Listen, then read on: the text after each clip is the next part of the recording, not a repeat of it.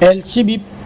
PSI DA તુવેર team સાથે Valia police મથકના વિસ્તારમાંથી પેટ્રોલિંગમાં હતા તે દરમિયાન બાતમી મળેલી કે એક ઇકો કારમાંથી વિદેશી દારૂ ભરેલી અને ગાડી ગોડિયા ગામથી સેવર ગામ તરફથી જનાર છે।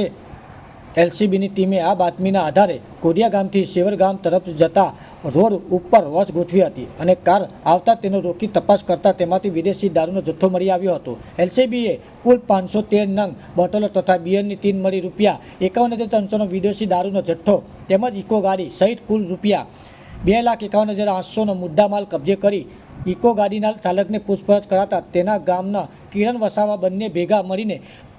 ફફડિયા ગામેથી ભૂપેન્દ્ર ઉર્ફે ભોપા પાસેથી આ દારૂનો જથ્થો લાવેલ છે। એલસીબીએ ગુડિયા ગામનો ઇકો ગાડી ચાલક વિશાલભાઈ અજીતભાઈ વસાવાને ઝડપી લઈને આ ગુનો હેઠળ અન્ય 2 ઇસમ કિરણ લવજીભાઈ વસાવા રહે ગુડિયા અને ભૂપેન્દ્ર ઉર્ફે ભોપા રહે ફફડિયાને વોન્ટેજ જાહેર કરીને વાલિયા પોલીસ મથકમાં ગુનો નોંધાયો હતો।